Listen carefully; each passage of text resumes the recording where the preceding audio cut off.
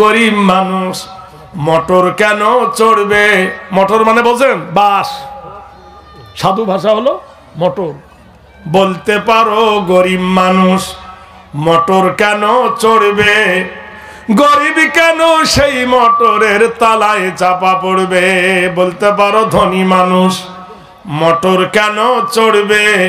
গরিব কেন সেই মোটরের তলায় চাপা পড়বে? বলতে পারো ধনীর বাড়ি যারা তৈরি করেছে কুঁড়ে ঘরে তারা কেন মাছির মতো মরছে? বলতে পারো ধনীর মুখে যারা জোগায় খাদ্য ধনীর পায়ের তলায় তারা থাকতে কেন বাধ্য? ধনীর মেয়ে দামি পুতুল। কথা বোঝেন কিনা? ধনীর মেয়ের যদি কানে পুঁজ থাকে আর এক চোখ যদি টেরি হয়, 5 বিঘে জমি দিলে আই লাভ ইউ।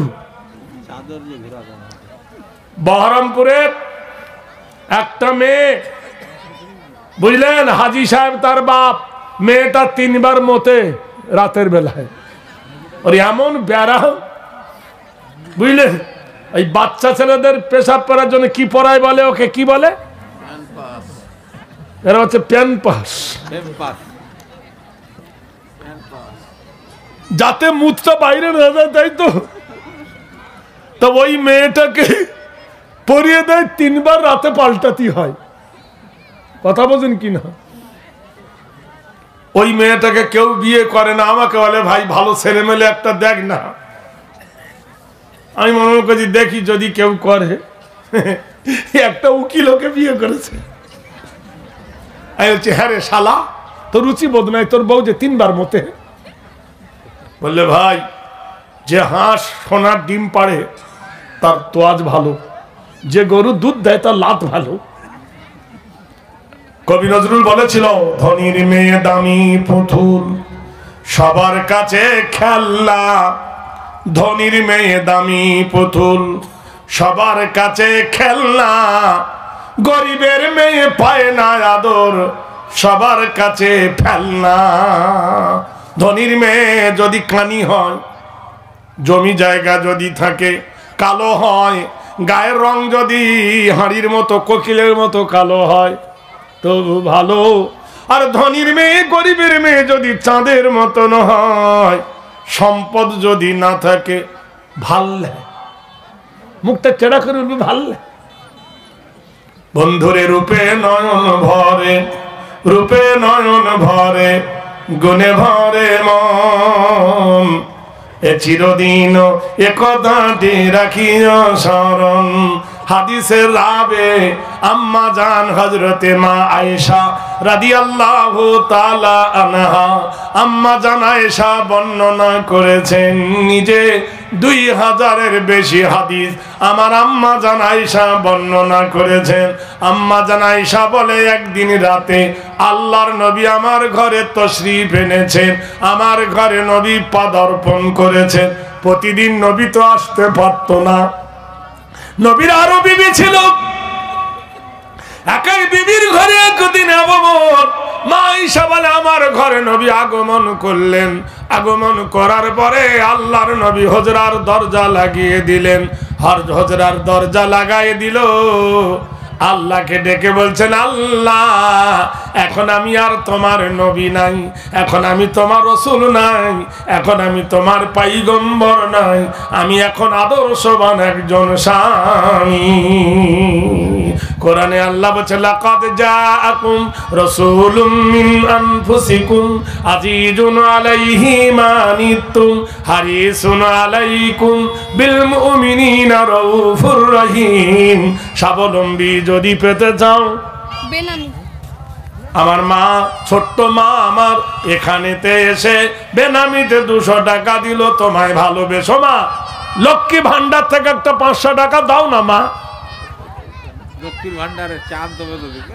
ও মা, লক্ষ্মী ভান্ডার থেকে একটা 500 টাকা দাও মা, দোয়া করবো তোমার কপালে যেন সতীন না জোটে। তুমি যদি বলো আমি বুড়ো হয়ে গেছি, তোমার মেয়ের যেন না জোটে, 500 টাকা লক্ষ্মী ভান্ডার থেকে দাও মা। দরদি মাতা তোমাদের খলো একবার খাতা, 500 টাকা দাও মা। আমার মা আয়েশা সিদ্দিকা রাদিয়াল্লাহু তাআলা আনহা বলেন, নিশিরাতে নবী এশার নামাজের পর আমার ঘরে এসে হুজরা লাগায় দিয়ে বলে, আল্লাহ, আমি এখন আর নবী নাই, আমি এখন আদর্শবান স্বামী। সেদিন ছিল প্রচন্ড গরম। আম্মা জান আয়েশা বলে, গরমের ঠেলায় আমি ঘেমে গেছি।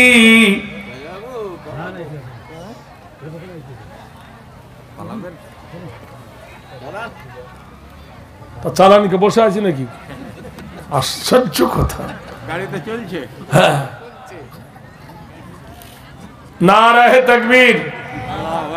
আম্মা জান আয়েশা বলছেন, আমি ঘেমে গেছি গরমে। তখন তার কারেন্ট ছিল না। রাসূলুল্লাহ আদর্শ দেখো, এইরকম রাসূলুল্লাহ মাথা রুমালটা, এই রুমালটা টেনে নিয়ে, কি নাম? মুজিবুর রহমান নামে 100 টাকা দান। এ দানের খোদা তুমি দিও প্রতিদান। আরে 5000 টাকা যদি ভারী হয়, 5 জন ব্যক্তি 1000 টাকা করে দেন না ভাই, 1000 করে টাকা। কে প্রথমে 1000 টাকা দেবে একজন দেখি? খুলে মন প্রাণ করো কিছু দান, করো গো মিলিবে তাহাতে অসীম সওয়াব, নাহে কোনো ভুল তাহে গো। মোদের দুঃখের বারতা, মরণের ব্যথা জানাতে এসেছি আজি গো। মোদের জানের টুকরা বাবরি মসজিদ মন্দিরে পরিণত হলো গো। হায়রে দুঃখের কপাল। বন্ধুরে, আল্লাহর নবী আয়েশার ঘরে প্রবেশ করেছেন। আয়েশা বলেন, প্রচন্ড গরম। নবীজি মাথা রুমালটা নিয়ে আমার মুখটা মুছিয়ে দিলেন। সুবহানাল্লাহ বলবেন না? কোনদিন দিয়েছেন? দিয়েছেন কোনদিন? যে ও বিবি তুই ঘেমে গেছি, তোর মুখটা মুছে দি? হত সোজন। তার মধ্যে কেউ দেছে, ওরা বলবে না। কথা বলছেন। রাতের বেলায় বিবির ঘরে দেখছে বিবি ঘেমে গেছে, রুমালটা দিয়ে সুন্দর করে বিবির মুখটা মুছিয়ে দিলেন। আম্মা জান বলে, আমি হেসে ফেলেছি। হাসি আসে আর না আসে, বিবির মুখের হাসি স্বামীর জন্য আনন্দদায়ক। মোহাম্মদ রফিকের গান শোনেননি? শহরো কি রানী, আমিরু কি মালিকা, যারা মুস্কুরাও তো গজব হো গে।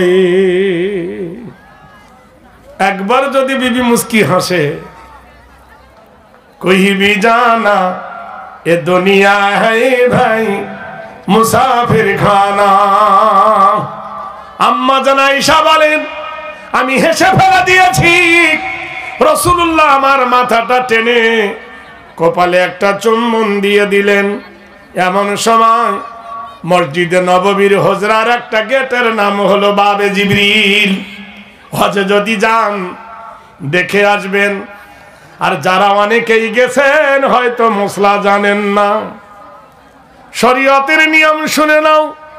যদি বয়স হয়ে যায় আর হজ যদি তোমার পক্ষে ফরজ হয়ে যায়, তুমি যদি যেতে না পারো, যোগ্য একজন ব্যক্তিকে তোমার নামে হজে পাঠাও, তার নাম হলো হজে বাদাল।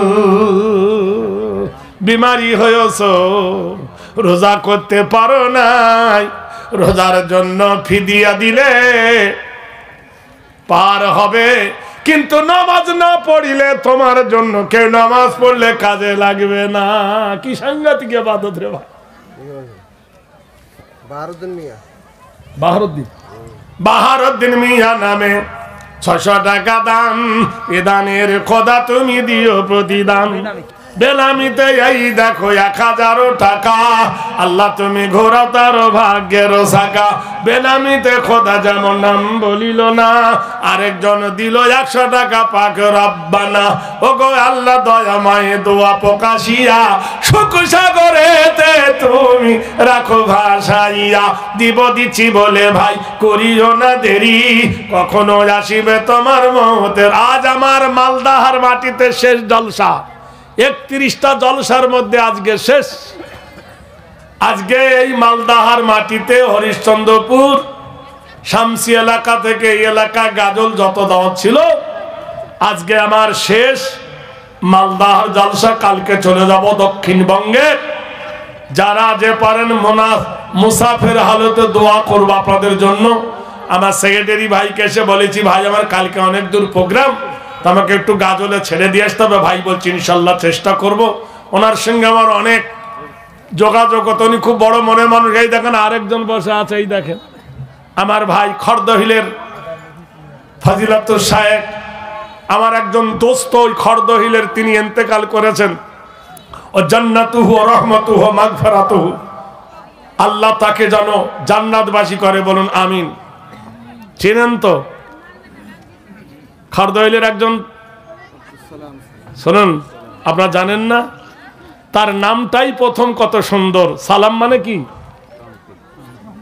আর সালাফি আল্লাহু আকবার, আব্দুস সালাম সালাফি ওয়া রাহমাতুল্লাহ, আল্লাহ তার প্রতি রহম করো খোদা, তার কবরে তুমি নূর ভরে দাও। এমন শান্তিপ্রিয় বন্ধু ছিল আমার, উনি আমার খুব পরামর্শদাতা ছিলেন। উনি ওনার দেশে আমাকে নিয়ে গিয়েছিলেন, ওনার এলাকায়। আল্লাহ ওনার জান্নাতুল ফেরদাউস দান করে, বলুন আমিন। এই দেখ আমার ভাই আলীজান, তিনি আলীজান নেসা 500 টাকা দান করেছে আল্লাহ। আল্লাহ তার দাদা দাদির জন্য দোয়ার জন্য বলেছেন। ফোটা ফোটা করে ভাই ভরে যায় নদী, টাকা টাকা করে ওঠেল বাবের গদি। যুবক বুড়োটাকে মেরেছে ঠেলা, বুড়ো ডিগবাজিকে পড়ে গেছে, বুড়োর মাথায় পাথর লেগে বুড়ো গেল মরে। বুড়োর পাঁচটা পাঁচটা বেটা একদম কিলো ঘুষি, জেলো ভাই জোর সে ঠুসি। বাপকে মেরে ফেলেছে, বেটারা ছাড়বে? বাবুদের তাল পুকুরে হাবুদের ডাল কুকুরে, সে কি বাস করলো থাড়া, বলি থাম একটু দাঁড়া। পুকুরের ওই কাছে না লিচুর এক গাছ আছে না, হেতানা আসতে গিয়ে ইয়াবারও কাস্তে নিয়ে, গাছে গে যেই চড়েছি ছোট্ট এক ডাল ধরেছি। ও বাবা বরাত করে পড়বি পড়ে মালির ঘরে, সে ছিল গাছের আড়ে। বেটা ভাই বড় নাচ্ছর, ধমাধম গুটো দিচ্ছ, দুলো সব কিলো ঘুষি, একজন জোরছে ছুসি। আমার বন্ধু 10 কেজি গম দিল দান, ডাঙ্গা পাড়া দান, দানের খোদা তুমি রেখো প্রতিদান। না রে দেখবেন 5 বেটা মিলে এমন মার মেরেছে, ঠেসা বানায় দেশে। রাস্তে বেলায় কেউ দাড়ি ধরে, কেউ চুলের গোড়া ধরে, কেউ কলার ধরে, টানতে টানতে খলিফার দরবারে বিচার। অর্ধেকটা দুনিয়ার প্রেসিডেন্ট আমির আল মুমিনিন হযরত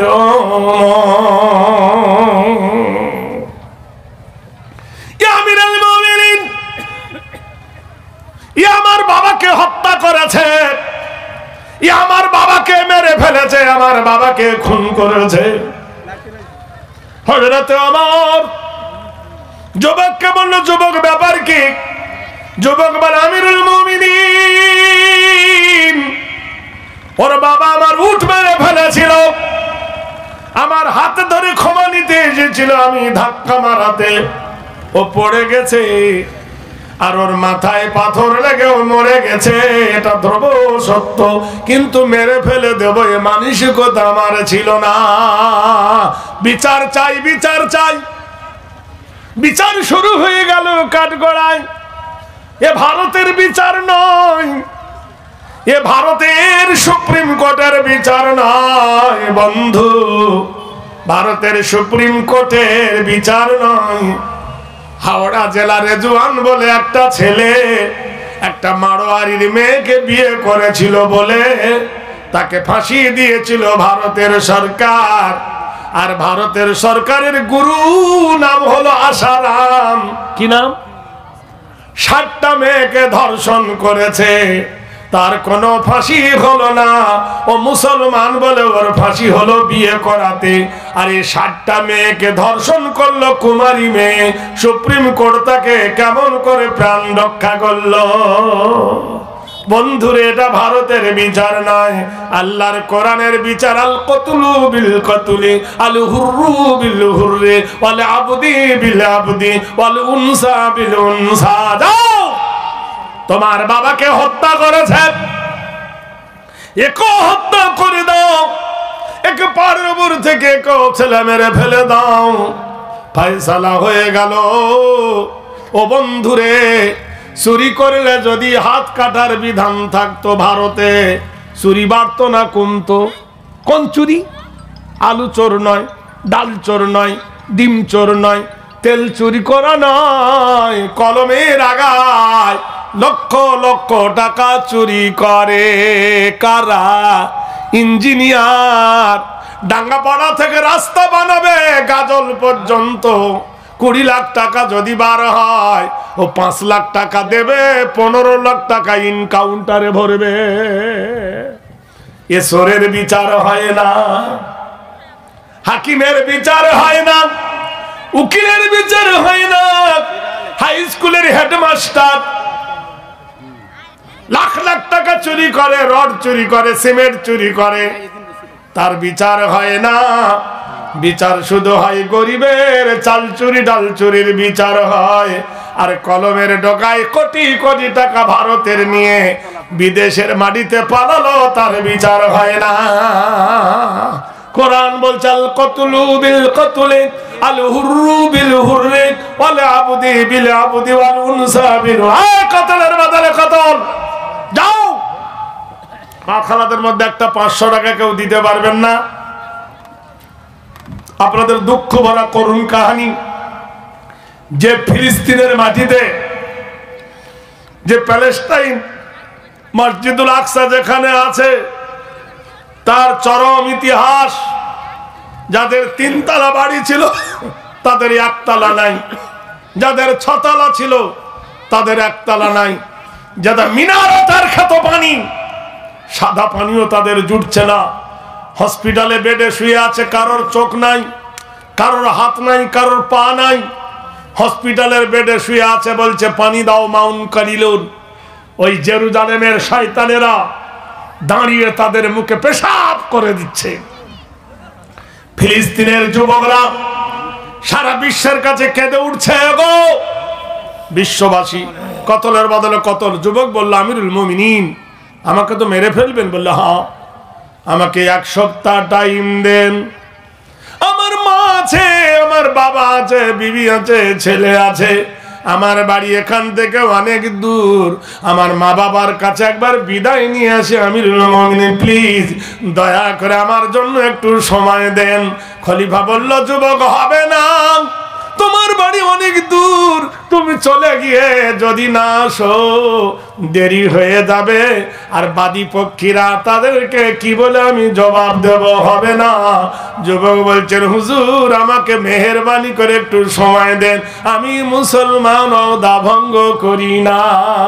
খলিফা বললেন, যুবক রে, ছেড়ে দিতে পারি, তোমার যদি কোনো ইস্তেদার থাকে, তোমার যদি কোনো কুটুম থাকে, তোমার যদি কেউ জামিনদার থাকে, তাহলে ছেড়ে দিতে পারি।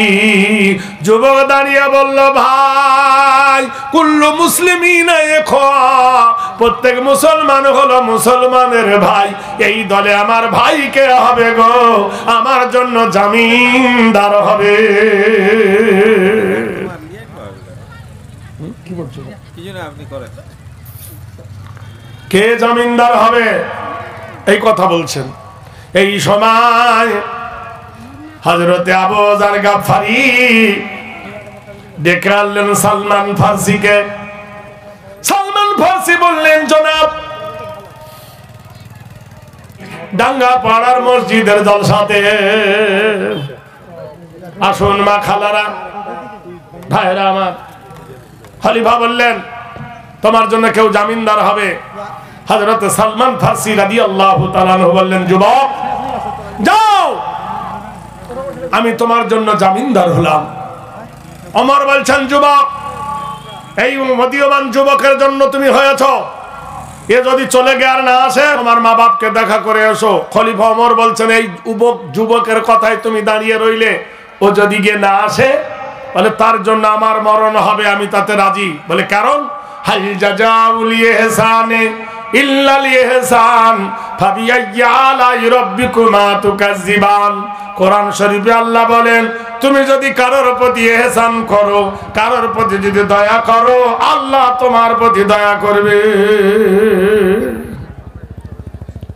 যুবক ছুটেছে বাড়ির দিকে, এসেছিল উঠে চড়ে, এবার যাচ্ছে হেঁটে, মলিন দেহ, বিষণ্ণ বদন, গোটা শরীরে রৌদ্রের তাপে কালো হয়ে গেছে। মা বলছে, বেটা ইয়া বুনাইয়া, হে আমার কলেজার টুকরা বেটা রে, হে আমার নয়নের তারা বেটা রে, ও জগতের বেটা রে, বাজারে গেলি উঠে চড়ে, হাঁটে কেন হাসি, তোর ঘোড়া গাড়ি কি হলো? যুবক বলে, মা আমি মার্ডারের আসামি হয়ে গেছি। মা বলল, কি ব্যাপার? বলে, আমার উট মেরে ফেলেছিল একজন, তাকে ঠেলা মারাতে সে পড়ে গিয়ে তার মাথা ফেটে গেছে, ও মরে গেছে, তাই আমি হয়ে গেছি মার্ডারের আসামি। খলিফার দরবারে বিচার হলো গো মা, খলিফা রায় দিয়েছেন কতলের বদলে কতল। বেনামিতে দেখো এলো 500 টাকা, আল্লাহ তুমি ঘোরা তার ভাগ্যের চাকা, দানকারীর মাথা